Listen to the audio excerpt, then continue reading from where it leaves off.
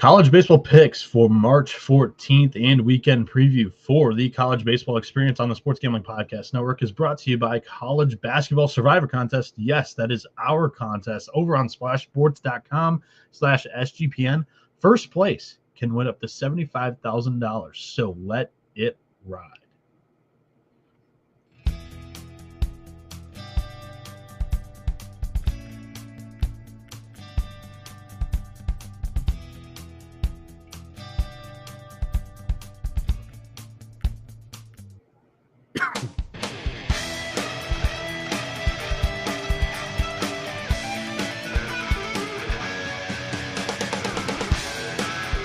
And it is showtime. Welcome back to the College Baseball Experience. My name is Noah Bieniek, and I'm joined alongside the one and only Johnny Venezia today. Johnny, what's going on? Sorry about my absence last week. It was a little bit of a shit show. Didn't know what was going on with my vacation. I thought I'd be home for that episode. Unfortunately, was not, but I wouldn't have chosen two other better guys to sub in. You and my guy, Will Massa, good friend of mine. You guys killed it. Shout out to you guys. But yeah, sorry to everybody that listened on the podcast platform side. I was not there to upload the audio, but it was there on YouTube. And there weren't even betting odds. So it was just all over the place last week. But I thought you guys did a great job just being troopers and battling through it all. Yeah, I appreciate the hollow praise there. But while you were wheeling your ass around at Disneyland, I was trying to read these very complex ad reads and trying to navigate a show without any odds whatsoever. But nonetheless, I like talking about it, and I'm glad to have you back. So let's get after it. It's conference weekend, Noah. It is conference weekend with some wild-ass odds on the board, full slate. DK making amends for the disaster of last weekend, making us wait till the 11th hour without odds. Got him early today. Yeah, and Matt Dix, he says, know where you've been. We missed you. Johnny V did a great job without you, though. I stopped by and listened. He did a great job. I 100% co-sign that there with you. And, Johnny, I went through prior to the odds coming out. They were coming out as I was making the list, but like each week, just isolated the 10 to 15 of the best series and Friday night games that we have for this weekend and kind of handicap it and just pray to God that we have betting odds.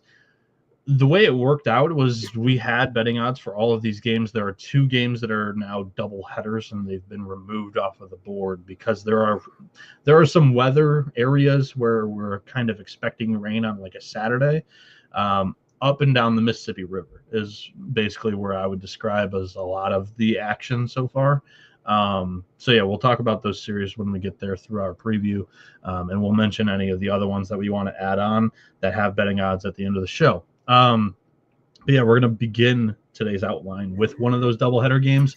It takes place in the Big Ten with two of the best returning pitchers in that conference projected to go. Neither of these teams have put out game notes with these pitchers named, but with a doubleheader, I would love to see Joseph Jerwa go up against Cade Obermueller from Michigan State and Iowa. The Spartans ace is 4-0 on the season. He's a 0.70 ERA, 41 strikeouts, 6 walks in 25.2 innings. And then Obermueller, 0-2 on the season. The Hawkeyes offense has not helped him out much, but he's got a 3.27 ERA, 22 innings on the year, 27 Ks, 9 walks. Johnny, how do you see this game and maybe even the series playing out? Because we don't have betting odds for this Friday night game yet. Hopefully we get some in the morning because this is an outstanding matchup. Joseph Jerwa, probably the best pitcher you've never heard of if you don't follow college baseball, or sometimes people do follow college baseball and don't even know. They've never even seen him, but this kid is a stud, man. I mean, I know we talk about the Big Ten, that I thought Mason McConaughey might be the best pitcher of the Big Ten, and Grayson Grinzel could be, but you got to put Jerwa in there. I mean, because Michigan State's not really that great of a team, he gets forgotten about, but this kid is very good. He's electric, big lefty, and he's performed so far. Alien. That's probably the right word to describe him. I'm interested in. I'm interested in his draft stock. I'm interested in his draft stock for sure. I think whichever team gets him is going to get a real gem. And I think because of the team he plays for, he's probably not going to be as high of a draft pick as he would be if he played in a legitimate program. Nevertheless, I don't touch Iowa. Iowa stinks. They stink. They're not good. Kate Obermuller is solid, but I mean, we're talking about a rotation, at least for the start of last year, that was thrown out. Brody Brecht on Fridays, Marcus Morgan on Saturdays, and Obermuller on Sundays. But they don't have an offense. It's that simple. And Joseph Jerwa, they're going to get it together against him. Highly unlikely. I don't know what the odds would be. I mean, with Obermuller going, I'd probably say Michigan State should be like a minus 166 favorite at home in a game one. Again, because Obermuller is a solid pitcher. Yeah. But I like Michigan State here. I think they're going to take the series this weekend. I'm going the other way. I'll say that Michigan State wins game one with Jerwa. And I'm a sucker for Iowa's pitching staff. I mean, each and every single season, it's good. You just pray that the offense can put up 4 or 5 runs, because I'll tell you what, Michigan State's offense, you can't bank on that. So give me this Friday night's matchup, both of them, because Aaron Savory, I believe his first name is Aaron. I'm screwing that up. I don't know why. His last name is Savory. And then Nolan Higgins are the other 2 pitchers for these 2 teams that are going to be going on that Friday. So I like Iowa in whatever game that Jerwa's not throwing. I think they'll have the advantage in that. But yeah, I love this series. Low scoring affair, probably this weekend. But yeah, it sounds like we're already disagreeing, which is a great thing, because I think we got some agreeing coming on later in the episode, just from our pre-show talks. Number 2, just in chronological order of when I wrote these games down late or earlier today. Kentucky is at Georgia, and this is the Nolan McCarthy series. He transferred away from the Wildcats to the Bulldogs following one of the assistant coaches that took a job in Athens. Georgia's minus 175 in this game. Kentucky plus 135. We're waiting on totals and run lines just for all of these games. Just going to say that, put it out there. Neither one of these teams, I think, have really tested themselves outside of the SEC in non-conference play so far. Kentucky's going to trot out Nick McKay, their Friday night starter.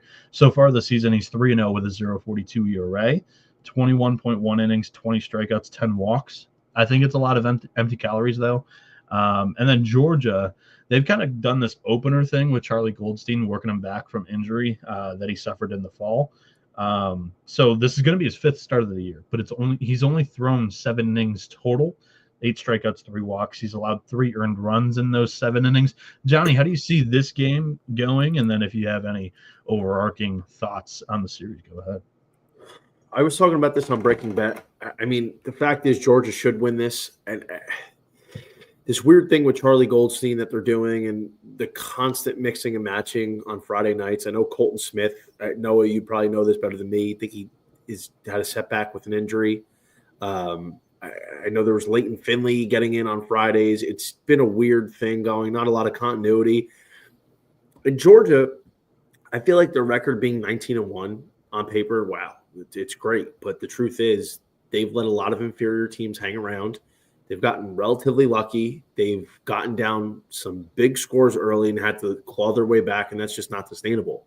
And now you get into conference play where, yeah, they're 19-1, but I don't think it's indicative of actually how they've been playing. And Kentucky's not the same team as they were last year, but the Charlie Goldstein thing with the opener, and now they're probably going to have to rely on a few different guys to get this thing done. I do think Georgia probably wins this series because I'm not big on Kentucky, but I'm not laying 175. I think it's too big of a price for a team that's been a little bit too unreliable with the way they've been playing. Never mind the bottom line result. And it's a steep number here for a UGA team that can definitely get taken behind the woodshed this weekend if they don't come out hot. Yeah, I'm also on that side of thinking that Kentucky's got to show me before I really jump in and back this Kentucky team this year, just because they lost so many pieces from that lineup. They lost 6 or 7 regular players, and one of them, like I mentioned, is playing for the Bulldogs now. And I think both of these teams, when you were talking about off-season transfer portal additions, these were the two at the forefront of it all, like the most active teams. But I think Georgia got the more highly coveted players, and it's shown. They've got a top 10 offense in the country so far this season, but the pitching staff has kind of been the Achilles heel. So it's a series that we're going to really find out what these two teams are kind of made of. And yeah, my pick is agreeing with you here. I like Georgia game 1. I like Georgia for the series. The thing about Kentucky, right, is Nick McKay game 1, Ben Cleaver game 2. Cleaver was a reliever for Kentucky last year. And then the other 3 additions that Kentucky made in the portal to boost up the starting rotation that they lost as well. They lost all 3 starters from last season. They all came from losing programs. And so far, they've gone okay. They've dropped 1 or 2 games on the weekend, I do believe. But it really hasn't come to the forefront as an issue. I think it might be. So that's what I'm kind of waiting to see about this Kentucky team this season. So give me Georgia in this game, Georgia in the series. Before we get to the next series, let me talk to you about the SGPN contest that I mentioned at the top of the show. You can right now compete against other SGPN contributors. If Johnny wanted to join, he can, but it's myself, Colby, Mac from the College Basketball Experience, Sean Green, Ryan Kramer from the Sports Gambling Podcast, and plenty of other SGPN contributors. The winner take all. Right now, the pot could be $75,000 if it doesn't get split at the end of the NCAA tournament. March has never been more exciting, so go over there and enter at splashsports.com/SGPN. That is splashsports.com/SGPN. And the Sports Gambling Podcast Network is also partnered up with Edge Boost, the premier Visa debit card for bettors. And Edge Boost card allows you to avoid the hassle of having your card denied at sportsbook, DFS site, sweepstakes site, racetrack, or casino. Plus, you can earn up to $750 per month in cashback rewards for using your Edge Boost card. And you know your money is safe because the card is FDIC insured. The best part is that there are no credit checks and it is completely free. Sign up today for Edge Boost and enter our free $2,000 bracket contest over at Edge Boost. SportsGamblingPodcast.com/bracket. SportsGamblingPodcast.com/bracket is the hyperlink to take you to Edge Boost. And the College Baseball Experience is also brought to you by MyBookie.ag. MyBookie is the place to bet every sport plus props for every game. MyBookie accepts customers from a ton of locations, and it's easy to deposit, and you get lightning fast payouts when using crypto. Head over to MyBookie.ag, promo code SGPN, for a 100% deposit match up to $1,000. And actually, our show has a new promo code. It is TCE SGPN. Promo code TCE SGPN for a 100% deposit match up to $1,000. Let it ride. And we are back here on the College Baseball Experience, going through some of the best matchups for Friday, picking some of the biggest series of the weekend. Myself, Noah Bieniek, joined alongside Johnny Venezia. And Series 3 that we're going to jump into is another Friday doubleheader between North Carolina and Louisville. Louisville is expecting some weather as they are the host here. They're going to do a doubleheader on Friday. So the books pulled off the price here. I do believe this was close-ish to -115. I don't remember. I know what it is. I know what it is. UNC was 166 on the road, Louisville 130 at home. Which I saw these lines drop around 6 o'clock, give or take, and obviously surprised they were early. But this UNC Louisville game, I was really going back and forth on. On paper, I liked UNC, even laying the 166. And, I got to be honest, man, like even against Patrick Forbes, that was tough. But I really felt like the under was going to be a good play. And then I didn't pay attention to the weather off the rip because I was dissecting all the games, running through the board. And all of a sudden the game's gone. And I'm like, why is it gone? And then I see a doubleheader. I'm like, you're not even going to put the game 1 on. We're gonna lose a betting opportunity on Patrick Forbes, Jason DeCaro. Give me a break, bro. This is disgraceful. Need to get these odds back on the doubleheaders. I agree. I agree. Both doubleheaders that we've talked about already are two of the best pitching matchups of the day. You mentioned it. DeCaro against Forbes, the Tar Heels ace. He is 3-1 on the season. The one loss came against Stanford just last weekend. A 3.22 ERA on the year, 22.1 innings, 18 strikeouts, just 7 walks. And for the Cards, it's Patrick Forbes, 2-0 on the year, 129 ERA, 21 innings, 39 strikeouts, and 3 walks in those 21 innings. Unlike the Louisville team as a whole, in Forbes' 4 starts, he did go against Texas opening day. So he has faced at least a quality lineup, and he absolutely shredded it. It was double-digit strikeouts. So I think he's going to be able to go okay. And I do believe this is North Carolina's first true road series, right? So I kind of like Louisville as a dog Friday night at home. Johnny, your thoughts? You kind of gave him, but any other rebuttal? Yeah, I mean, because we're not going to be able to at least bet it for tomorrow because there's going to be 2 games. And I mean, listen, I think obviously looking forward to this one, and the under was going to be something I was really going to play, and we got it stripped from us, obviously. But I know as the season goes on, we're going to talk a lot about these conference Friday night home team trends. That was something we talked about a lot last year, I remember. And this is something that we highlighted preseason this year. Doesn't mean necessarily they're going to win. And we saw a lot of road teams go pull off upsets or just flat out wins with whether it was Oregon with a sweep at USC or it was Boston College at Virginia or it was Stanford at UNC, whatever. I feel like UNC, after a disaster of a series that they had no business losing, and all I kept hearing was your voice in my head about how good Stanford's going to be. Fuck Stanford. Yes, I gotta say, man, I'm in Johnny's head. Let's go. I gotta say, UNC's they got to bounce back. They need to bounce back. You cannot drop your first 2 series. That would be really bad for not only their hopes of continuing to win the ACC regular season, but just overall momentum. You don't want to start sliding back in the top 25 rankings because whether you like it or not, D1 baseball's top 25 rankings carry a lot of weight and give a lot of juice and credibility for the committee to say, all right, well, we're going to have this team as a top 16 or this team as a top 8, which can be a big difference. And if you start sliding back early, whereas UNC already lost 2 or 3 to Stanford, you can't go lose 2 in a row and go drop to Louisville. And the big thing about winning a series on the weekend is you got to start hot and win Friday night, win game 1 and give yourself 2 chances to get the series. Furthermore, you have your best pitcher on the mound, DeCaro. So I like UNC on the bounce back here. I think it's going to be a close game. I think it's going to be a great game. But you need DeCaro to have a rebound start. Last Friday, the first inning, he was money.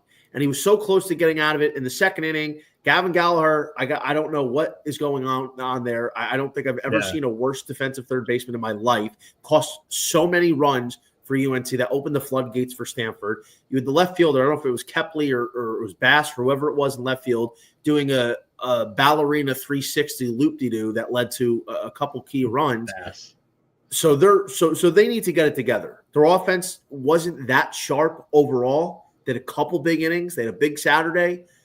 UNC needs to look convincing this week. And Louisville's a solid team, but by no stretch of the imagination should they be winning this series. The Tar Heels, Scott Forbes, I hope you had a good rest and a good ass whooping in the film room this weekend because you need to show up and show out. All right. The next Friday game and series that we're going to discuss here is an interesting one. Texas, their debut in the SEC, their first road series, let alone first series in the conference. Is that the dude? Talk about baptism by fire. Get some barbecue out there, though. They'll treat you well. Texas minus 125 on the money line. Mississippi State minus 105. Jared Spencer is going to toss for the Longhorns. He's 2-0 on the year with a sub-1 ERA, 21 innings, 29 strikeouts, 9 walks. And for going for Mississippi State is Pico Khan. He's 3-0 with a 2.28 ERA, 23.2 innings, 37 strikeouts, and just 4 walks. He's been dominant so far this season, but they haven't really challenged themselves outside of conference play on the weekends so far this season. So it'll be a true test of like what Khan truly has. this season in store for us against Texas. Now, before I toss this over to Johnny, I do know that he and I last season were talking about this big time. Didn't really mention it for the Kentucky-Georgia game because I didn't know if it was truly like a 50-50 coin flip. But here, odds indicate that it kind of is. And I have trouble picking this game, so I'm going to cop out. Last season, in the Southeastern Conference, the home teams on Friday were 13-1 in the first 2 weekends. And I think that's a true trend because, I mean, a lot of these SEC teams don't play in true road environments through the first 4 weekends of non-conference play. They don't test themselves. So I think this trend is very, very strong. 13-1 the first 2 weekends. Then the first 4 weekends, it grew to 23-5. Then we kind of saw some road teams get feisty through the back half of the season. It finished in SEC play. Friday home teams, Friday night starters, 49-21. You kept track of that? No, I went back and looked at it, but looked at it. Yeah, I think also, you know, I think that's a great note, but I also think last year it was a little bit different. There was a lot more frontline starters. There was a lot better starters overall for these teams. I mean, you really look at the SEC alone. How many legitimate aces do we have? I'm not talking about guys that are starting on Friday night. There's not. I don't think it's as deep as it was last year. Is my point. My opinion. Yeah, I would be curious of like what your cutoff would be, but that's a conversation for probably offline because we could really open an entire can of worms there. But Texas, Mississippi State, I think this is an outstanding matchup. There are a shit ton of southpaws in the SEC this year, by the way. And Jared Spencer, Pico Khan. Who's your pick? I like Texas, and it's simple. I've been down on Mississippi State this year. I think Pico Khan, I mean, he was good at the end of last year. Mississippi State's strength last season, who I was all over them preseason. Oh, yeah. I loved them. I had a monster ticket on them. And their strength was their pitching. Their rotation was great, and that was without Nate Dom for most of the year. And Pico Khan came out late. I mean, he really came on strong towards the end of the year and showed, like, hey, he's going to be a front rotation guy in 2025.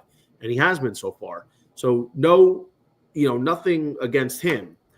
I think the bullpen is still probably solid, but it's not as good as the numbers they've been showing. And we've seen, like, hey, Mississippi State hasn't played anybody. That's why they look good, and their numbers are favorable. And WRC plus and all that shit, it looks pretty solid.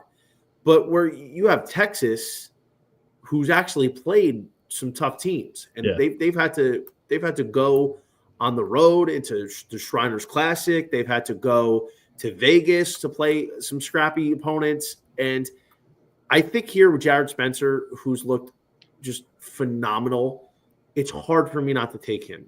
And Texas has some good guys in the pen. Here's where I have an issue if I'm playing devil's advocate. Shoot. While Texas's offense is awesome, they are very Jekyll and Hyde. Wait for it. They're prone to striking out. Yeah. While we don't have official data because it's not the MLB and you can't just hop on ESPN.com and look at the splits, it seems like they've struggled a little bit more against lefties. They strike out. Yes, they've been Jekyll and Hyde. It's weird because week 2 at home against Dartmouth, they really didn't score. Then last week at home against Santa Clara, they didn't really score, which is weird. But now they're going on the road at Stark Vegas and going against a good pitcher. So that's the problems, like which team's going to show. But ultimately, I like the better team, the better roster, the better pitcher, and the price is good. I didn't believe in Mississippi State coming in. And I know I might regret fading the road team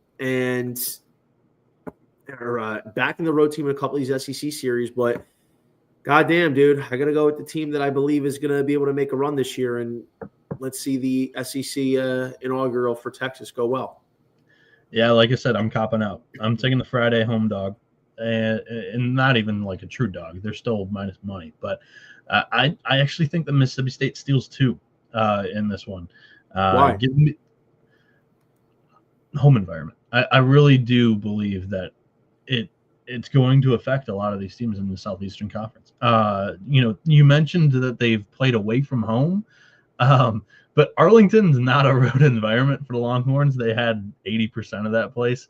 And then also Las Vegas. They traveled pretty well from what Grissom told me because he was out there in person.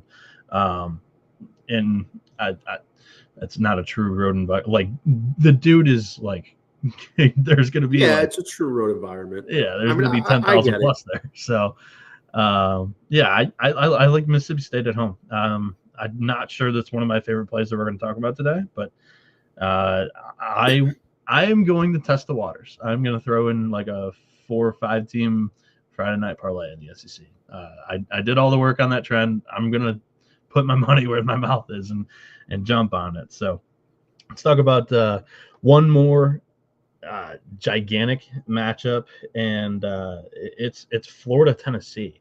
Now, we suck. DraftKings dropped the opening line on this one. Just outrageous in the 300s for Tennessee. It's now at minus 315. Florida plus 230. Florida, their offense has proven to be something to me. I've been somewhat impressed so far by Florida. Taking 2 or 3 against Miami and going on the road and beating Florida State in a midweek. Liam Doyle is certainly a test. I will say that. But who did Tennessee? I was on vacation. Don't hold me against this. Who was Tennessee's Friday opponent in Houston? Was that Rice? That was Oklahoma State. Oklahoma State. Okay. And Tennessee's were. And Doyle went 4 or 5. How many innings did you go? Doyle, I think, went 5 and change. He looked pretty good against Oklahoma State. Okay.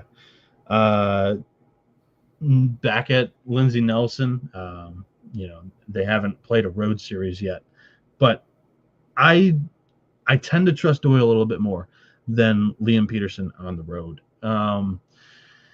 Doyle is hard for me to truly get behind, though. Like, great start against Oklahoma State. I wasn't able to get eyes on it. I watched the highlights on Wheels, but he was a guy that I wasn't fully on in the preseason, and I'm kind of eating my words with how great he's looked so far. And gosh, it must be Frank Anderson because at Ole Miss he was not 3-0 with a 0.44 ERA to open the season in 20.1 innings with 47 fucking strikeouts and a minus Sierra, a minus 110 Sierra. What? It's ridiculous. Liam Peterson's been great to open the season, but like I said, Florida hasn't played a road series. The biggest series that they played testing themselves was Miami. Their offense looked really suspect against UConn the following week. So Peterson 4-0 on the year, 0.86 ERA, 21 innings, 34 strikeouts, 6 walks. I think both of these guys have a little bit of empty calories in their lines, but I think Tennessee wins the game. There's no way I'm touching this price. I think Florida is going to be feisty here, Johnny. What are your thoughts? Yeah. I talked about this on Breaking Bet earlier tonight. Like, it's Florida or pass. Because here's the thing. Obviously, in the battle of Liam's, Liam Peterson is a legitimate shot to be the number 1 pitcher off the board, at least college side of things next year. Liam Doyle, the way he's pitching, if he continues this, he's going to be a definite first rounder, going to be maybe one of the top 3 arms off the board for college pitchers in a class that's not really that deep with college arms this year. But here's the thing. Obviously, Tennessee hasn't played anybody. They've played Oklahoma State. That's really it. And the Volunteers at home are a wagon. And we expect Tennessee to win the game in the series. But the problem is for Florida. Liam Peterson's looked fantastic.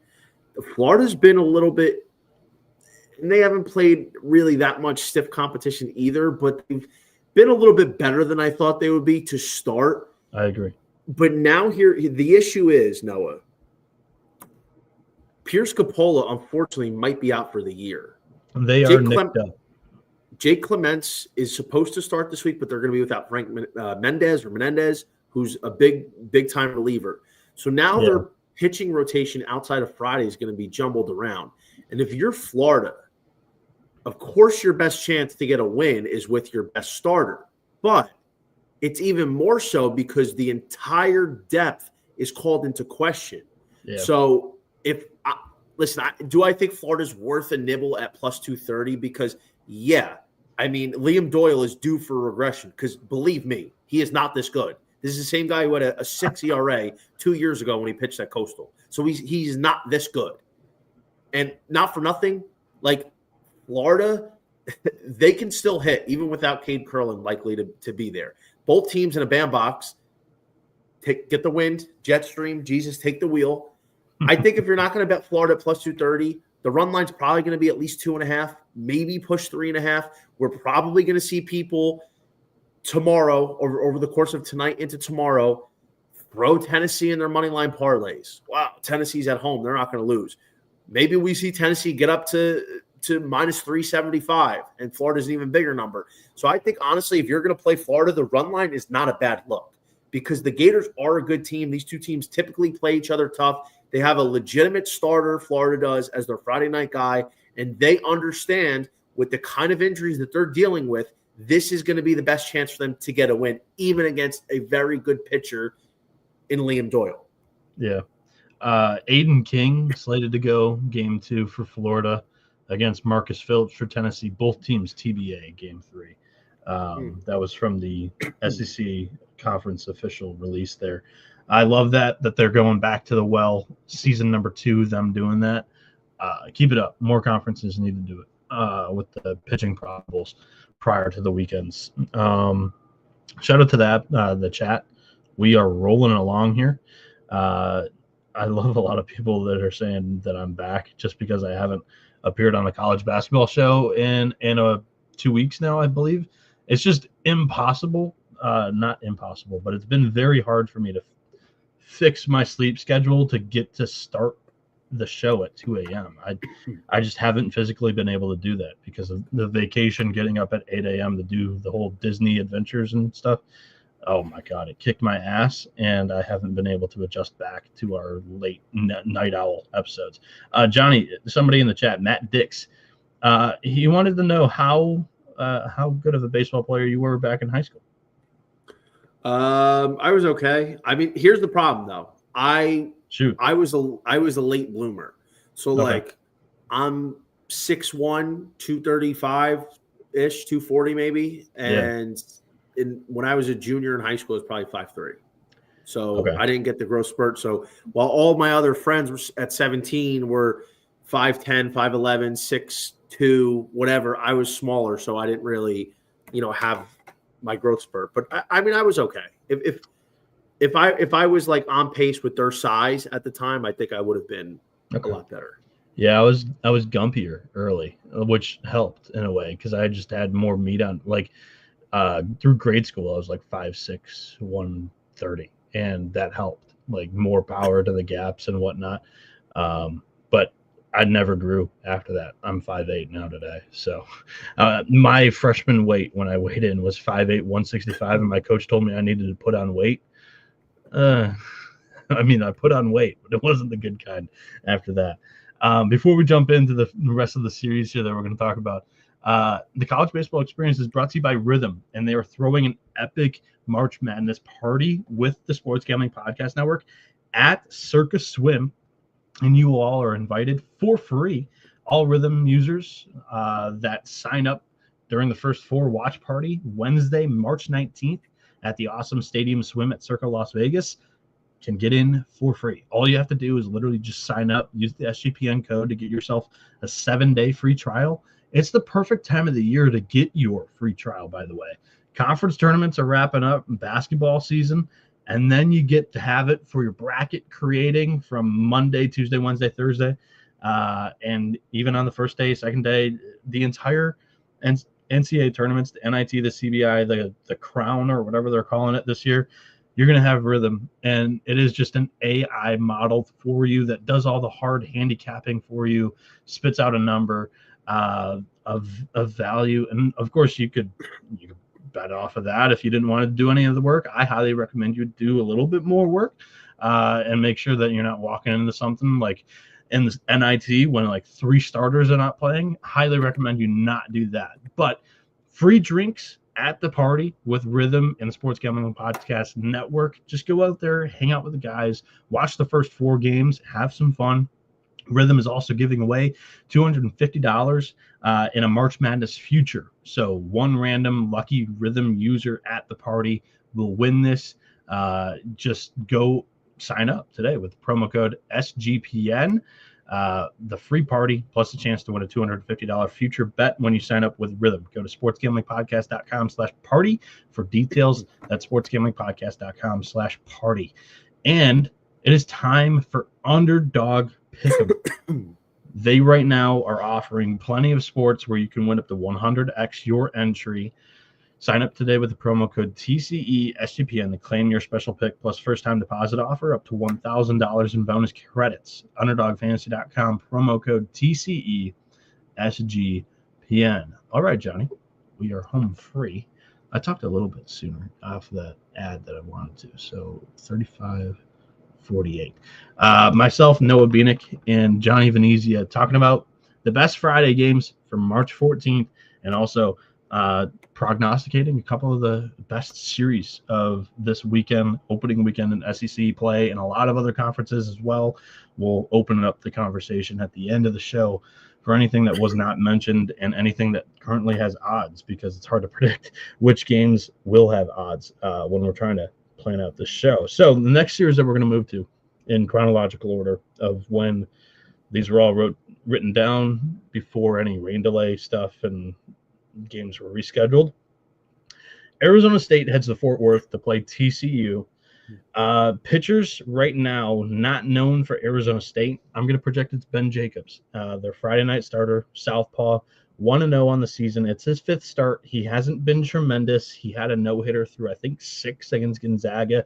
They're not a good offensive team. So I don't really know what Jacobs is going to do here. First road start of the season as well. That's notable. 4.71 ERA on the year, 26 strikeouts, 5 walks in 21 innings.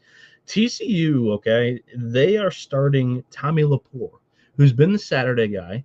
He runs it up into the high 90s. Cademan Parker left the last game due to some shoulder tightness, according to the Lupton Drinking Club that I hit up about this. And I don't know what's up with them. They have a TBA on Sunday. They said that there's a chance that Parker could throw Sunday, but they're not 100% certain that that could happen. So, therefore, TBA. But Lepore, I'm really impressed with him. They just haven't put up runs in some of his starts.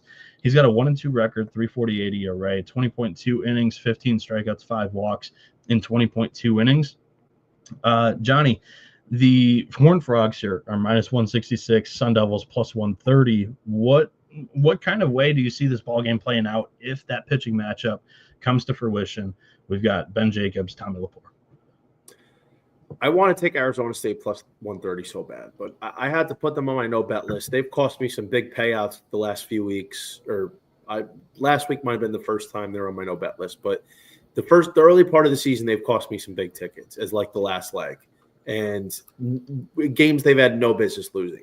I love Ben Jacobs. You know how I felt about this Arizona State team preseason. I felt like Ben Jacobs could legitimately be the best pitcher in the Big 12. I feel like he could find his way into a first-round draft pick. Big-time strikeout stuff. The walks haven't been terrible. What's really gotten him is the home runs. He's given up 5 already. And I think I trust Jacobs. I will say this. Lupton's a big part. So maybe the home run shouldn't be an issue in this game. I think Jacobs will be fine on the road. The offense is still really good for ASU, but it's kind of slowed down a little bit here recently. Brandon Compton's kind of fallen into a slump. Don't like that. Got a golden spikes ticket on him. But the big problem for me with ASU, aside from the fact that I don't know if I trust them right away on the road, is the simple, most disappointing reason that I had to put them on my no-bet list. Their bullpen is a motherfucking disaster. It is the worst thing I've ever seen. They have one guy who I can rely on. They can rely on, Josh Butler. But seemingly they like to throw him after Jacobs comes out in the 6th or the 7th. They like to throw him in the 7th and then throw a freshman or in the 8th. This team has blown more 2, 3, 4-run leads in the 8th and 9th innings than any team I can remember in recent history. It is the most ridiculous thing, and I just don't understand why Willie Bloomquist on a Friday night or a Saturday night, series hanging in the balance, just decides in a key moment to go with a freshman or a guy who really hasn't pitched instead of trying to lock it down. I don't understand it. This team is way too good to not be a top 12 ranked team in the country. This is a legitimate team with 2 good starters in Ben Jacobs and Jack Martinez and Jaden Alba, who's been a good Sunday guy. A lineup that has a lot of power and a lot of average and a lot of speed, but they're being held back by a bullpen. Now, maybe it gets ironed out throughout the season. And plus 130 is so tempting with Ben Jacobs, but I can't right now. But the other thing is TCU, I don't like. I wasn't that high on TCU. Their pitching is okay. Tommy Laporte's been solid, but he's had some outings where he hasn't been anything special. Their offense sucks.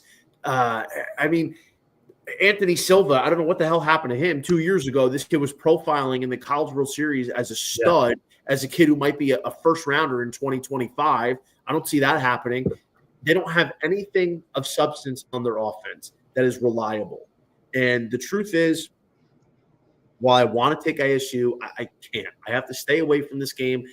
Arizona State, who's in the dungeon in the no-bet list, they need to earn back my trust. They need to do it for Daddy one time, show me that they're capable of handling, and then maybe we'll reconsider about working them back in the rotation.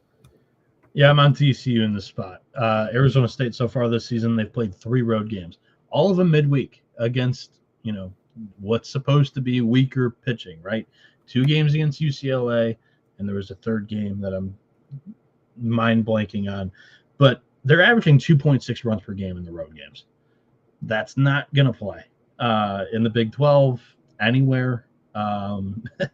So I'm going to take TCU. Their last 5 games, which I know is a small sample size, but they had struggled early in the year and putting up some runs. But the last 5 games, it is against Mountain West competition. So I'm really kind of stretching this to make a point here, but they are averaging 10.8 runs per game. So have they figured out something?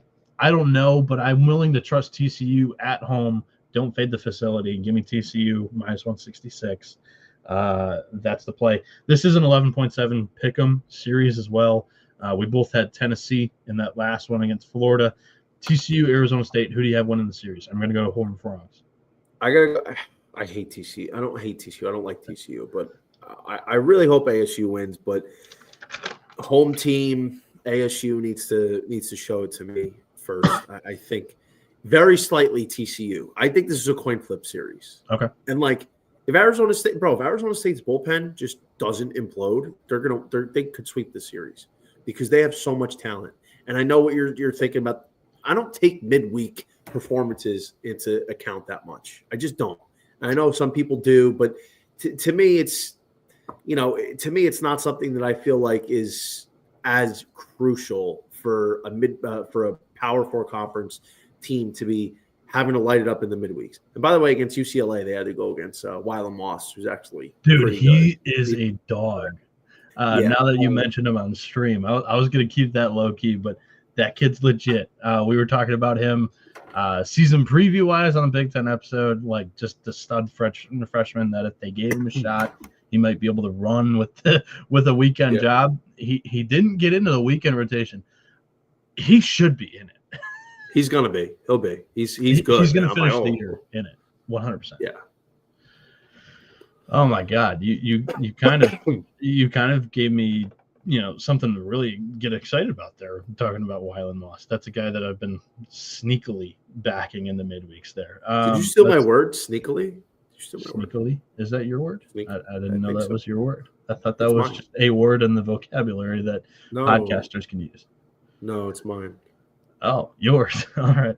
Let's talk about a team that is. They're not yours either. Yours is Arizona State. Oklahoma State, though. Neither one of us took them to win the Big 12, I don't think, right? Yep. They're hosting West Virginia this weekend. Very interesting series because the Mountaineers have started off the year red hot under their new head coach, Steve Sabins, who is a longtime assistant of Randy Mazey, pitching coach. So I mean, they've been a really balanced team to open up the year. The Mountaineers have been. They're opening the Friday night. They're opening odds for Friday night plus 110 against Oklahoma State, and we don't even have pitchers confirmed or projected for this matchup. Yeah, we do. Did they put it in game notes? I didn't see any game notes. I saw game notes. Okay, Griffin Kern for West Virginia, games for OK State. Perfect. That's who I was going to go with. I mean, that's just who's been going for at least the last weekend I saw. So, yeah, Kern, left-hander. Again, so many lefties in the country this year. For the Nears, he's 3-0 on the year, 235 ERA, 23 innings, 22 strikeouts, 10 walks. And Gabe Davis, okay, so throughout the fall, he didn't really pitch too much because he was battling a little bit of an injury. He then surprisingly gets the Friday night starter job to open up the year on opening day, and he looked okay against Clemson. He actually outdueled Aiden Knock in that game for what it's worth. And then since then, he has not been as kind of build up to be. So not quite sure what's going on with Gabe Davis. He's 0-2 on the year, 6.10 ERA, 10.1 innings, 14 strikeouts, 9 walks. Johnny, this is a very, very interesting series. Do you want my handicap on this one first, or do you want to lead off? I'll lead off. I think here it's hard because I really do like Oklahoma State. I'm a fan. I love their uniforms. I love their ballpark. I love the guys on their roster. They're talented. But there's a reason why me and you stayed away from OK State to win the Big 12. While their roster is very good on paper, I think we both noticed it's not as good as it was last year, and we can poke holes up and down this lineup and in this pitching staff. And the fact is, Oklahoma State has not looked that good to start the year. They've been very inconsistent on both the mound and at the box. Yeah. And granted, they've probably played a tougher schedule than most teams. They've challenged themselves early in the season. So let's make sure we address that while West Virginia's played slapdick State and route to a 15. They've at least gone on the road, is what I'll say. Jacksonville's all right. Lipscomb is not, but two roads. In any case, here's the one thing I didn't understand. Why Gabe Davis, who was a stud reliever last year, who grew so much hype about him as a reliever, who should be a closer, they decided to turn him into not just a starter, but a Friday night guy. I don't know how much longer the experiment's going to last. I don't get it. And I know Oklahoma State, you lose two studs in Brian Holiday and Sam Garcia. That's a tough pill to swallow. But the fact is, he is not a Friday night guy. And once they figure that out, I'm sure they can get maybe Bodorf going in the Friday role, who's looked relatively good to start the year coming over from Hawaii. Yeah, relatively good. But the issue is there's too much inconsistency in this lineup. They're facing a lefty a team that strikes out a decent amount in OK State. Against lefties, I don't think they're hitting that great. And West Virginia, while they haven't really played anybody, Kern has been pretty solid. And not for nothing, West Virginia's offense has been pretty decent. And the too much inconsistency in Oklahoma State year over year, even in a good spot with a fair price at home, they've let me down a lot. I don't think right now, with the inconsistencies the Cowboys have shown, is where I'm looking to take them opening week. West Virginia is not the same team they were last year. But Randy Mays runs a good program. He's always got talent. I mean, if I was going to take a side, I'd probably lean West Virginia, but I can't take OK State this early in the year. Yeah, Oklahoma State's had like a big grab bag of who's been getting the starts outside of Davis, Bodendorf, and Watkins. I went and looked this up just while you were talking to see who could possibly replace Davis if they wanted him to be their closer. So Bodendorf. First off, your boy Mario Pesce, the St. John's transfer. He's got 2 starts so far this season, 10 innings, 10 strikeouts, 4 walks. Ironically, right below his name, right in the pitching stats for Oklahoma State on their website, is Noah Weck. He's got a 3.09 ERA. He's started 1 game this season, 11.2 innings, 4 earned runs. Guess how many runs he's given up? This is from the official website. I'm 12. 19. He's got 4 earned runs to his name, 19 total runs.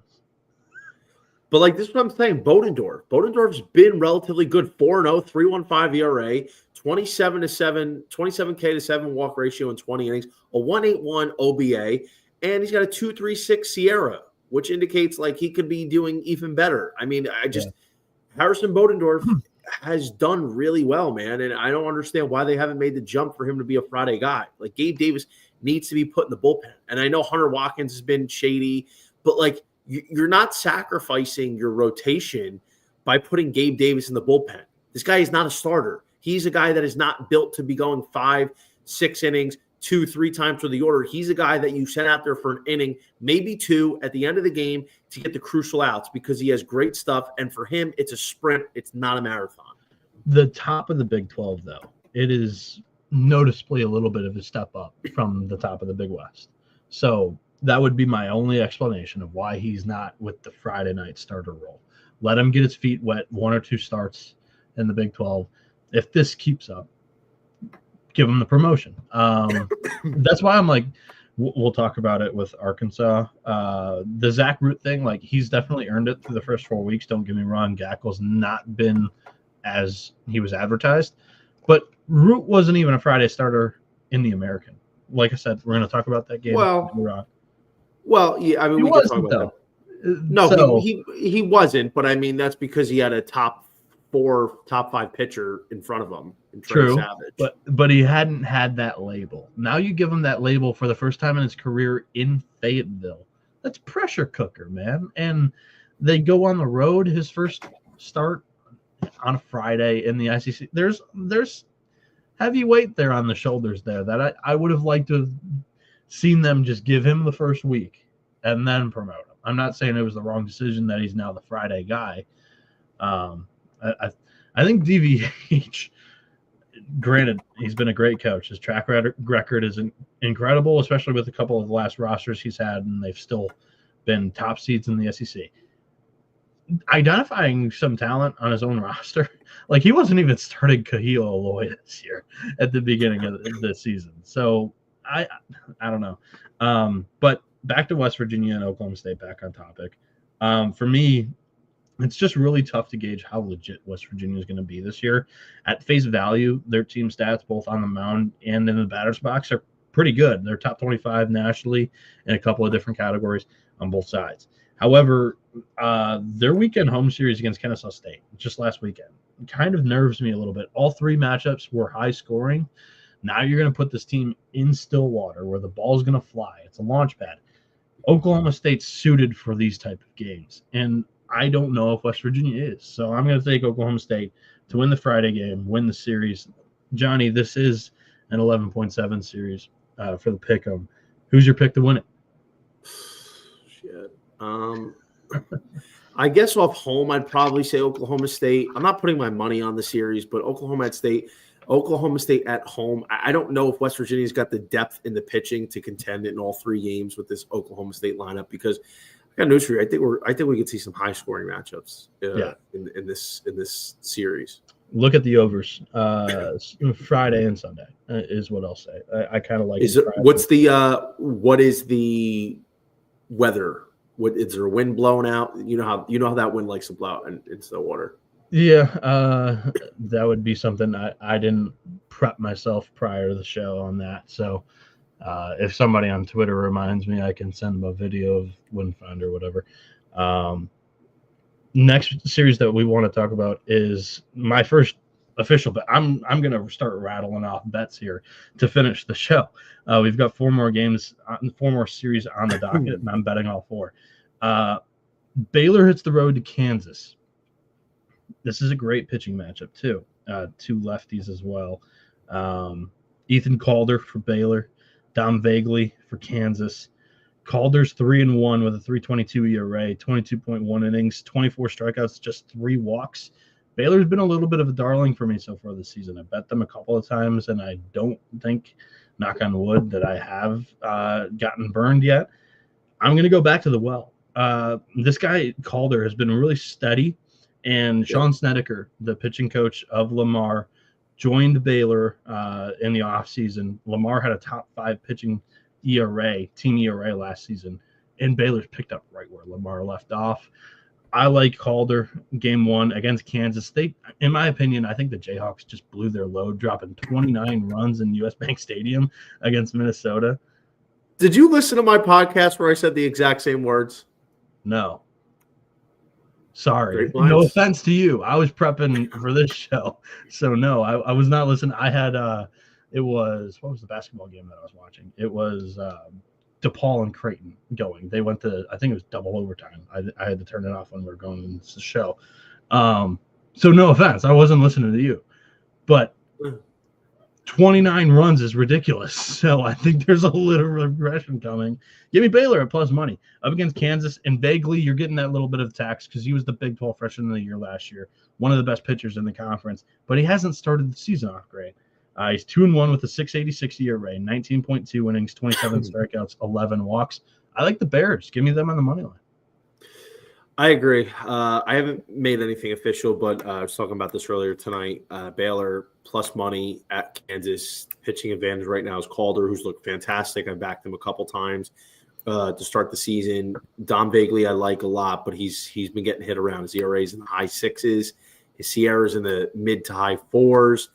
And the fact that we think Kansas probably did blow their load with a 29-run game against Minnesota the other day is a bit wild. And back to back. All right, shut up. I'm talking. In the end of the day, Calder looks great. And if I'm handicapping the series, I would think Baylor, their best chance is to win Friday. I think I would take Baylor Friday, Kansas rebound Saturday, Sunday, get it done. Yeah, I agree with you. I like it. Next game, I'm also on this one too. Alabama hits the road to College Station. The Crimson Tide are plus 124. The Aggies are minus 160. You're going to give me a bettable price on Ryan Prager. I'm going to take it. This guy's been outstanding in his entire college career. And he's 2-0 on the year, 0.39 ERA, 23.1 innings, 27 strikeouts, 8 walks. He's going up against Zane Adams, 2-0 on the year, 3.44 ERA, 18.1 innings, 22 strikeouts, 8 walks. Square play, I'm all over it, though. Aggies, I think this is the SEC trend on Friday last year, 13-1 first 2 weeks, 23-5 first 4 weeks, 49-21 to finish the season. I'm going to take it at a bettable price with one of the best aces in the country, Aggies. Yeah, completely agree. Texas A&M, obviously, I was huge on preseason, and they've been very disappointing to start the year. But aside from this game in particular, everywhere else, it's 15-1 or less, pretty much 12-1 or less. Except DraftKings did a seismic shift in the College World Series odds, if anybody noticed this week. A lot of teams moved, including Texas A&M. No, they didn't drift a little bit. They drifted from 9-1 to 35-1. On what planet we're living on, that happens. I don't know. That is an egregious mistake. It is a big-time overreaction. If you did not bet at A&M in the preseason, get on DK and bet them right now at 35-1. They should be no longer than 15-1. It is mind-blowing. But here's the thing. A&M has also disappointed me. Like, they've cost me a lot of money as well. And I don't like the effort. I don't like the fundamentals. There's a lot of things that we can pick apart on this Aggies team. But at the end of the day, here's what it is. Texas A&M had a decent series last weekend. Their offense came back to life against New Mexico State. And I feel like this is the start of the new season for them. I feel like Michael Early's gathered this team. What happened in the first month? Forget it. Let's build. Let's move. Let's grow. We start a brand new season. This is what matters. The SEC conference play. We're at home against Alabama. We have one of the top pitchers in the country going in Ryan Prager. This is where it counts. Zane Adams for Bama has been pretty solid. Like he's a solid pitcher, no doubt. But this is Texas A&M, man. Minus 160, bettable number. Ryan Prager. I think we're going to see in the very near future, hopefully this weekend, A&M is going to start to look like the team that we all thought they were going to be. I hope so. Yeah, I do too. Shout out to you, man. I didn't catch that at all. I just played it for $20 to win $750. So I mean, I already got a piece of it at the preseason, so I wasn't gonna go like all in. Right. But I mean, that's crazy. So yeah, shut it. That's unbelievable. Yeah, 35-1 on DraftKings right now. It's nuts. But anyway, like I was saying, I just think Texas A&M, dude, this is their time, and they've been on the no bet list for me for the last couple weeks since they lost that Arizona game. Show me that you're ready to get off the no bet list. You can, with a win here, crawl out of the dungeon and get back on my good side. So don't disappoint, Daddy. Who do you have winning the series? Let's go A&M, man. We know they can pitch. And I know Bama's offense has been hot. LeBron's been on a fucking all-time heater. I think he's gotten off to a better start than Condon did last year. And we're in serious contention if he keeps up this pace in any fashion that we might have the second underclassman non-draft eligible player to win the Golden Spikes in the last 25 years. I did take a piece of LeBron because of that reason. I had to adjust. I don't think he's going to win. I think he's going to obviously slow down. But in any case, Bama's offense has been great, but they haven't really played anybody either. So I think Bama, while their offense has been hot and their pitching staff has been decent, I think a lot of it is a product of they have not played reasonable competition to the level of the SEC. Therefore, I think Texas A&M is they're going to get back on track here Friday night. Ryan Prager is going to do what he does. He's going to shove, and I'm looking forward to it. Yeah, I'm on the Aggies for the series too, but I want to ask you a question. Like, so selling stock in NC State and Coastal because Alabama's played them at least. Like, I know it's just handpicking a couple of them. I got to be honest, I was not big on NC State this year. I admire what they did last year. They were fun to watch, but I think last year they were good and they made a run. Obviously, the draw fell their way, but they had a lot of older players. They had Makarevich, lose him. He's 24. Yeah. I mean, time to get a job, motherfucker. They lose Jacob Kozart as a catcher. They lose Garrett Pennington. They lose Eli Serrano. They lost – I forget who they lost on the mound. But I wasn't big on NC State, so I'm not going to be doing a lot of betting on them this year. And Coastal Carolina, I mean, you lose Gary Gilmore and you bring in Kevin Schnall, who's a good coach. But aside from that, even though Coastal's still got a pretty good offense, number one, they can't hit away from home. It's the most bizarre thing I've ever seen in my life. Number two, like their offense still isn't as good. They lost a lot of key pieces. Their pitching, to be honest, might actually be the best it's been in a few years in terms of talent in the rotation. Cameron Flukie is their Saturday guy. I really like. Eichhoff, Sunday guy is good. Jacob Morrison is slotting in as a Friday guy. I'm not completely out on Coastal this year.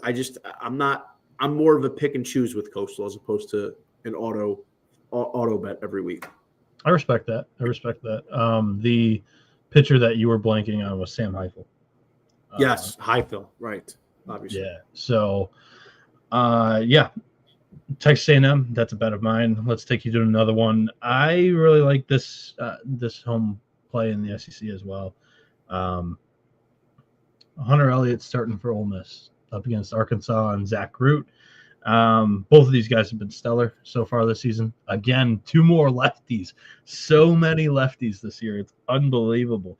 Root's 2-0 with a 2.11 ERA, 21.1 innings, 36 strikeouts, 6 walks.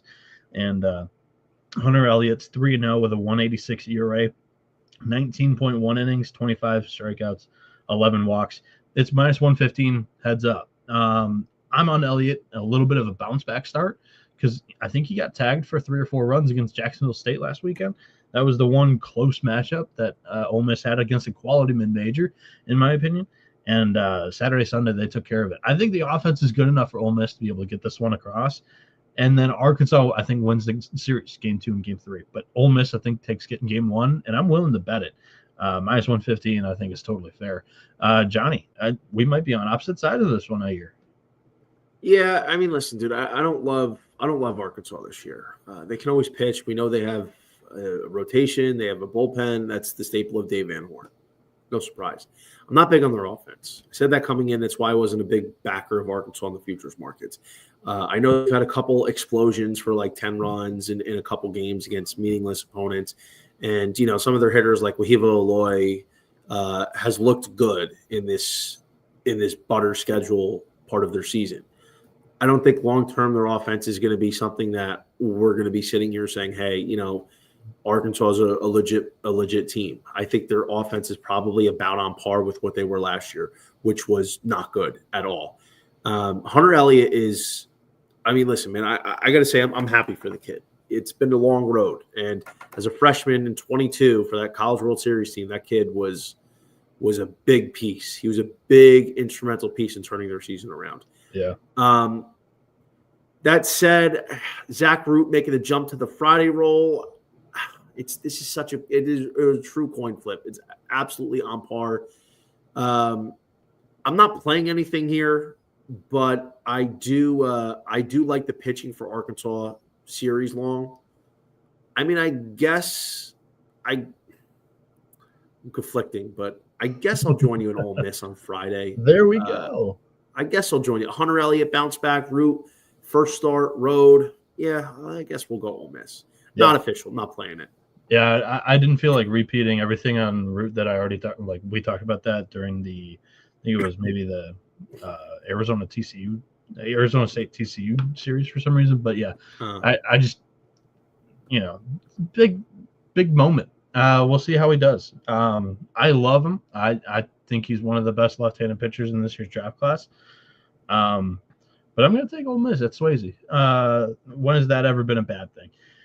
Final game that we've highlighted for this. By the way, so you're on Ole Miss for the series or Arkansas for the series? Because I'm taking Arkansas on the series, and that's the 11th. I'll probably go Arkansas series. Okay. Because I like the pitching depth. I think they get it Saturday, Sunday. Yeah. The bullpen's a bigger strength of theirs than Ole Miss's. Final series of some of the more notable ones that we've had, lined up coming into the show. UC Santa Barbara heads to the island to play Hawaii, and the Bows are plus 190 at home against the Gauchos. They're minus 250. Wow.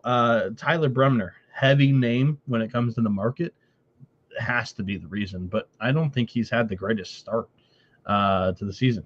He's 1-0, fifth start of the year, by the way. 18.1 innings, 3.44 ERA, only 18 strikeouts and 3 walks. That line is tremendous, but a minus 250 price against the Hawaii team who is 10-2 at home against quality competition. Wichita State, good baseball program. Northeastern's been good the last couple of years. In Marshall, who has backed up, had a couple of good series wins lately. Hawaii lost the road series opener in the Big West. I think this is a huge opportunity for a bounce back weekend for these Bows. Johnny, they're starting Itsuki Takamoto, who's a 1-2 on the year, but 3.22 ERA, 22.1 innings, 17 strikeouts, just 5 walks. He was the Cape Cod Pitcher of the Year this past summer. What's your pick in this one? Because I think we were talking pre-show. We might be on the same side here. Dog, this is Hawaii all day for me. I know some of us are trying to really push hard for that Rainbow Warriors regional in Hawaii will be super gas, absolutely. But this is what it is. Hawaii is probably the most travel advantage spot you can have in the United States in college baseball. Aside from the fact they play at a sick fucking ballpark. Oh, that travel majestic. The travel's wild, right? So Santa Barbara is one of the California teams that are going to go to them. That's still a 4 to 5 hour flight. It's nuts how far Hawaii is. And aside from that, let's take the travel, let's take the home field out of it. You're paying this $250 because you're paying a Tyler Bremner tax. And DraftKings knows coming into the season, he was ranked as the second best pitcher in college and potentially going to be a top 5 pick, maybe the second arm off the board, possibly the first. Bremner has had a slow start to the year, not bad. The first couple starts, Santa Barbara is being very cautious of him because he left the Campbell season opener early. He got beat up a little bit a couple starts ago. And to be fair, even though Bremner's probably going to get in midseason form at some point in the near future, he hasn't looked like that, A. B, Santa Barbara can't hit. They rely on the long ball. That's what they have. C, defense pitching-wise, Hawaii is a nightmare to contain on the bases. They've stolen about 40 bases so far this year. They like to run early and often, and that is something that is overlooked because a lot of teams don't handle a team like Hawaii with the way they run the bases. So you have to be sharp on defense. Your catcher's got to keep the ball in front of him. He's got to make clean throws to second and third. Your pitcher has to be short to the plate. A lot of this stuff is not really discussed, and that plays a factor. But aside from that, I like Hawaii's offense. I think Hawaii's going to be able to hit. They're going to be able to get on base. That's what they do. And Takamiti, I apologize. Nakamoto, you're good. Takamito, he's been pretty solid. And the fact is he's playing an offense that's not that good. So the fact is UCSB 256 strength of schedule. So if you're not buying it with that, I mean, they sell stock. Santa Barbara struggled against layups this year, and they haven't even designated a pitcher for Saturday or Sunday. So while we expect Jackson Florida to probably go, he's been struggling his last two starts. So the main factor is you're getting Hawaii at home with all this going on, and it's not a small dog price. It's plus 190. Like it doesn't make any sense whatsoever. And I guarantee you this: whether they win or not tomorrow, which technically is a Saturday game, so it starts at 12:35 a.m. Eastern time. If you like staying up late, Noah, I know you do. I'd imagine this line is going to be a lot shorter on Saturday. But especially if Hawaii wins Saturday, you bet your ass you're probably going to see Hawaii like plus 140-ish. Yeah. I'm taking Hawaii Friday and Saturday. They got Liam, what's his name? Liam O'Brien. Liam O'Brien going. Liam O'Brien. Liam O'Brien going Saturday, who is their best starter. Too many Liams. I'm taking the Bows Friday and Saturday, regardless of result. I like them to get the series at home at a big plus money price. Your Honor, no objections. Great call, Johnny. I'm hitching my wagon to yours. It's your star. Plus 190 on Hawaii. Say Hawaii. Hawaii. Hawaii. Hawaii. Hawaii. Hawaii. Hawaii. Yeah. So yeah, I have Hawaii winning the series. I think you do too, from the way it sounds. That was in the 11.7 pick'em contest. The only series, actually, did we talk about all six in this? We did. Cool. All right, so we didn't have to backtrack on any of them. So, Johnny, now's the time of the program where I'm going to open it up to you. You can go anywhere on the DraftKings odd boards.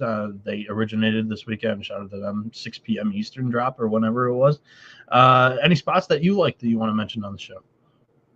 Yeah, we talked about it. I like Stanford. I like Stanford at home minus 180 against Duke. Their home opener in the ACC. Listen, man, I was surprised that they were able to go to UNC and win. I think UNC played flat. I think they made a lot of self-inflicted mistakes, but nevertheless, Stanford in their first ACC series traveled cross country to a top team. They took down Jason DeCaro on Friday. Got to give credit where it's due. Now they come home to play Duke, who I was not high on. You know that. I think they were due for a big regression this year. So far, that's been the case. Kyle Johnson has not been good as the Friday guy, and Matt Scott on a Friday at home minus 180 is a price that I think is too small. I think that needs to be at least $2. Stanford is one of my favorite plays of the Friday slate. I like the Cardinal to take the series as well. There we go. Johnny joining the Stanford train here. I am a little bit nervous. I don't know why, but both of these West Coast teams in the ACC last week went to the East Coast and won the Friday game. Cal won, I believe, or at least they threatened to win, and Stanford won. I wasn't totally locked in because I was in the car ride home from Florida to Michigan at that point, but I do remember both of those teams threatening to win their ball games. So I don't know. I was a little skirmish when I saw the price at minus 180, but if you like it, I'll give that another look because Scott dealt on the road at UNC. I think it's the lineup that I respect. So, and you're right. Kyle Johnson, I may have took a swing and whiff on prognosticating him to have a good year on the bump this season. So we'll see what's up with him the rest of the year. Can we talk about one more before go ahead. Big price. Yeah. I want to talk about the Grand Canyon, Oregon State weekend Okay. series.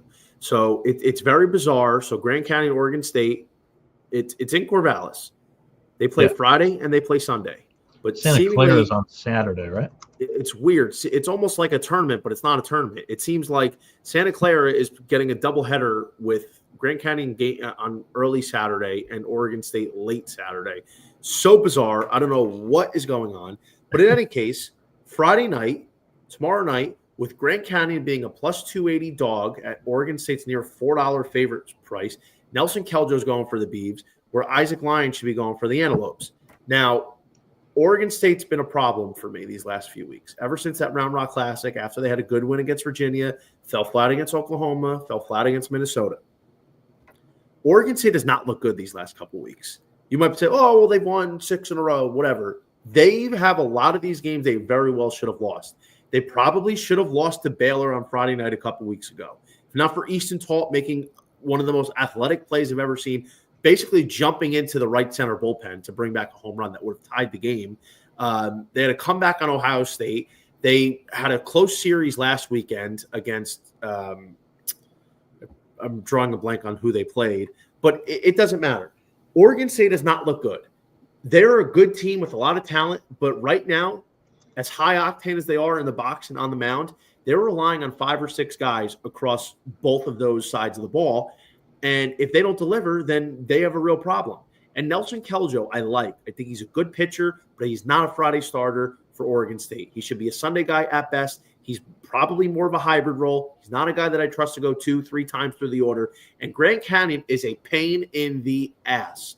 Isaac Lyon going for them is a stud. That kid is impeccable command. He's only got 4 walks all year. And the fact that you're getting plus 280 for a Grand Canyon team with a good pitcher and a pesky lineup that can put up runs against the weakest link of Oregon State's pitching staff, there's no reason why you shouldn't be taking Grand Canyon. Oregon State, I do not trust. I think if they're going to drop one, it's going to be Friday night. I think this is a good look. I haven't jumped into this one yet because the odds came out like 2 hours before we were doing the show, and I did a lot of looking into the series that we were going to talk about. Grand Canyon hasn't released that like preview or game notes on this one. Are you certain that it's Lyon? Could it be Connor Madison? Like they've got a really good duo there, and I think Madison's even better. Not that it would even matter, but I kind of agree with, and shout out to you because I didn't catch Grand Canyon ball or actually Oregon State ball because you mentioned the catching of the bullpen. Completely off my radar because I wasn't able to watch a ton of games. It was actually insane. It was when they played. I don't remember what it was. The Carbach maybe a couple weeks Round ago. Rock? It wasn't Round Rock. It was the Carbach. Yeah, that's Round Rock, right? Carbach. It was in Arlington. It was legitimately in. Okay, yeah. So based on Oregon State's site, they have tomorrow's game as Keljo against Lyon. Okay. Yeah. So I think that's well worth a shot. The price is a little disrespectful on Grand Canyon for what it's worth. I had one more. I had a free bet. I had a free bet on MGM. Like, I guess deposit bonus, whatever, is like 5. I don't know why they do this. 5 $2.50 bets. So like $10, but broken up into 5 increments. Just because it's a free bet. I'm like, whatever. I did Hawaii, Grand Canyon, Baylor, and Auburn 4-legger. Just like you're on Auburn. You're on Auburn tomorrow. I think I'm leaning Auburn. It's a 51-49% split, and the only reason I'm going Auburn is because despite the fact that they don't have Ike Irish, that news was a kick in the dick today. I don't trust Vanderbilt's offense. They're too hit or miss. And JD Thompson, I think he hasn't been as sharp as his numbers suggest. I think he's been good, but he hasn't been as sharp. I still think Auburn can hit. They're at home. We know Vandy usually has trouble traveling these last couple of years, but I would like the under as well. But I ultimately went Auburn because they're getting money at home. I think Vanderbilt wins that series. Is my take there. But Friday's probably going to be the closest game. Auburn's pitching is still suspect to me. I haven't been as high on the Tigers as I know some of others on gambling Twitter there. Any other series that jump out to you? Oklahoma, South Carolina, or maybe even just Friday games. Oklahoma, South Carolina, Sooners at -120 with Witherspoon on the road on the mound there. This is one of the farthest road trips, if not the farthest in the SEC, for what it's worth. So I think that's why you're looking at a -120 to -110 price there. South Carolina is going with a guy that I don't believe has been in the weekend rotations lately. No. I can't remember the name, but Brandon Stone. Oklahoma would be my pick there. You're getting it at a discount for that travel, but I still like Kyson, and I think the offense plays because they don't rely on the long ball. It's a lot of Kentucky 2024 to me. That's the vibes that I get out of Oklahoma. Do you have any thoughts on that series, or do you want to? Oklahoma is one of my better plays of the day. Kyson Witherspoon. I know the travel is trouble, and sometimes, and you want to take the home team on a Friday night SEC, and Matthew Becker. Maybe I would have considered if Becker was going here, and Stone's kind of been like a hybrid. But the truth is, dude, like you get these Friday night guys for a reason. You consistently back these Friday night horses for a reason. Kyson Witherspoon has fully developed into one of the few true Friday aces, a front of the rotation guy in the MLB, most likely. This kid's stuff is unbelievable. And to be honest, like he's got so much more to go. He's got so much farther to go. He's just started to scratch the surface. Like this kid is so talented. And I don't love Oklahoma's offense, but back in Witherspoon, man, that's why we back these aces, because we like backing the better pitchers, and you're getting -120 when in all reality, if Oklahoma was the home team against South Carolina in the same spot, but the location was flipped, Oklahoma is probably a 175 favorite. Yeah, I agree. Any other shouts that you want to give before we get out of here, Johnny? Yes. Hang on. Looking for it. We talked Stanford. We talked Hawaii. Grand Canyon. There was one. I'm trying to find it. While you're finding it, I'm probably going to be at the USC Michigan game tomorrow. It's the only time that the Trojans come into the Great Lakes area, so I want to get some eyes on USC for their first year in the Big Ten. So I can't wait for that. Probably Caden Harris on the bump for USC. Tracy Smith never announces starters for Michigan, so I don't know who's going to throw there. It's kind of been Gavin DeVaut in like a piggyback thing the last couple of Fridays, from what I know. That one's pretty much a coin flip according to the odds makers. So they all stink. They all stink. I don't know why the Oregon-Minnesota series isn't out there. I'm curious why that's not offered at the moment. That's going to be a solid series, but hopefully that comes out. Who the fuck knows? But one I wanted to get your thought on: Boston College, Florida State. Friday night is not Jamie Arnold. He was dealing with an illness last week. Arnold's throwing Saturday. Joey Bellini's throwing tomorrow. And Boston College, man, give them credit. First week they go to Virginia and they get it done. And the big reason why I'm bringing this up is because FSU for Friday is -720 and BC's +450. This is a conference series. This isn't Florida State's usual Joe Jerkoff State as a monster favorite where they haven't played anybody to this point. Yeah. Boston College, I mean, they're not a good team, but they're still capable of sneaking up on you. And at +450 against Joey Bellini, do you give him a shot on the money line, or are you just sticking to a 4.5, 5.5 run line? This was something that I was looking for, mainly a run line, because you can also get that insurance of if they get blown out, that if it's a run roll, which I don't even know if ACC's doing run rolls for what it's worth. So I need to double check that before I even play that. But there are a select few books out there that allow you to, or not allow you, because I think it's shitty, but they void the run rules. Like if you're on a -1.5 and they win by 10, you should get the cash on that because you handicapped that correctly. I don't know what you guys have been talking about. I haven't seen one run rule come across at all this year. I've gotten run rules on Bet Rivers this season, and the other one is Caesars. Those are the two that have treated me all right. I play the plus run line, +1.5s or all the way up. Bet Rivers can get crazy. Like they'll offer random games at plus 7.5. Like I played Bonaventure, which that sucks, man. Selena left with an arm injury, and I was thinking that they were legitimately going to be able to compete against Tennessee and keep that one low scoring. And the Vols ran it up after the ace left the game. Yeah. So Boston College, back to that. They are scrappy. One, because Interdonato's teams always run the base as well. I'm pulling it up right now where they're currently at. They have I forgot to sort this. Give me 2 seconds. I mean, not for nothing. While you're looking it up, I think if Boston, because I don't know if DraftKings realizes Arnold's not throwing tomorrow. No, I think it's priced wrong. Like, I don't know if they realize that, but if they do realize that, then where is it going to be when Arnold throws tomorrow? I mean, you still think they're going to be at least minus 500. So I think, to be fair, Boston College can steal one. Like, Florida State, I was super high on last year. I think they blew their chance last year. I still think they're a good team this year. I don't think they're as good. I don't think they're invincible. I don't think their offense is nearly what it was last season. So, to be fair, I think Boston College could definitely take one this weekend. And if they're going to be a plus 300 or bigger dog all weekend, you just got to hit them one game, and you're going to be up for the week. Yeah, I totally agree with you. Boston College, 36th in the nation with 36 stolen bases so far. They've played 13 games. So pretty damn good there.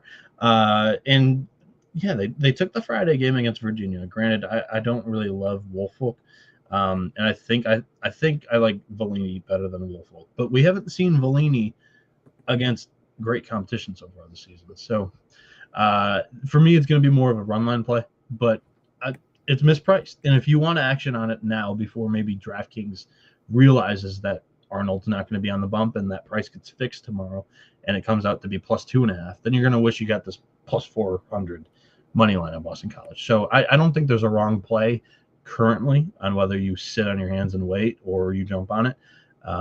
It's just Florida State saw that BC was able to win against UVA last weekend. You would think they're going to be on high alert here. That would just be my hope. If you're going to legit team, don't sleep against BC. Because, I mean, BC won that series.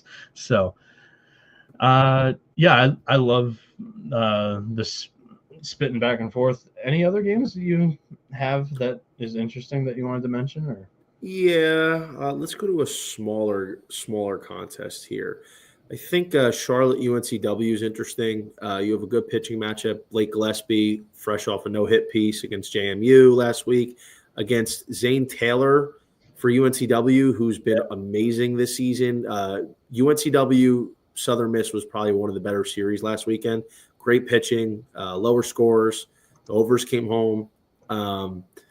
UNCW minus 130 at home against Charlotte. Charlotte's hitting's okay, but UNCW, even though their hitting's been a little bit on the slower side, still got some dogs, still led by Tanner Thatch. I think Taylor at home here. I think, maybe Gillespie blew his load a little bit with the no-hitter. Regression coming in through a lot of pitches. Before that no-hitter, he really wasn't doing that well. So I think UNCW at home at a short minus 130 price with a very, very good pitcher going is something I like. Off the top of my dome, I think Charlotte's played a respectable schedule, though. So, hell of a performance by Gillespie last week. But Zane Taylor, to your point, 34 strikeouts, 2 walks in 27.1 innings. He's been unbelievable in his 4 starts so far this season. Yeah, Wilmington at home seems like they would be the pick for me as well. I agree with you there at minus 130. Yeah, definitely felt good about them. There was one more. Where are you, bitch? I think. What are we feeling here about Virginia Cal? Virginia's 160. Evan Blanco's back this weekend. That's a good news. Sunday. But the bad news is he's going Sunday. Jay Woolfolk again. Austin Turkington is going for Cal, who's been decent. I think he's coming off a 7-inning, 1-run start, 10 strikeouts. But Virginia traveling cross country, and I think it's strange because maybe they realize that Virginia is not as good, at least right now, as all the hype was. because ordinarily, like Cal at home getting 124 against Virginia, and we saw Cal last week traveling to Duke, who took down Duke, and they were only plus 140 on a Friday opener. So I think the books have kind of realized that Virginia and Duke right now aren't good. Virginia, I expect that to turn around once Blanco gets back into the Friday role. But, I mean, what are you doing here? Would you take Cal at 124? Yeah. I mean, just the fact that you just saw UVA lose on Friday, and I'm not a huge Wolfhold guy, like I mentioned, just that last series handicap or one of the two. And it's the huge travel spot that I don't love, but somehow it went 2-0 last Friday in the ACC, right? So Stanford wins and Cal wins, both in North Carolina area in the triangle. But yeah, Cal put up 14 last Friday. So yeah, I mean, so Turkington went the entire game. This is another Friday game that I wasn't able to totally catch. So it was a run rule. Yeah, 7 innings, 3 hits. Yeah, they clapped them. They did. Yeah, I'm gonna look a little bit deeper before I pull the trigger against UVA, but yeah, I like Cal there. Yeah, I like it too. Should be it for me. All right, that's a good show. I love it. Go ahead and follow Johnny on Twitter, wherever your socials are. He's at _Johnny VTV. Check him out on YouTube as well. He has a Breaking Bet show that he does every Friday. And we are going to ramp this thing up after college basketball season ends with multiple shows on the college baseball experience a week. Johnny and myself will be able to get Johnny in his true arena of just flying out great takes.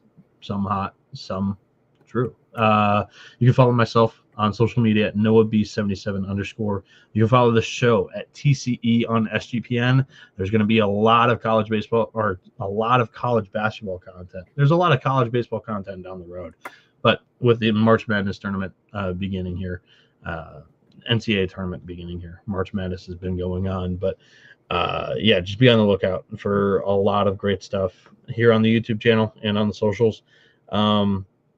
I'm trying to think if there's a lot of people in the chat asking if I'm going to be on the basketball show soon. I mean, the plan was never to leave.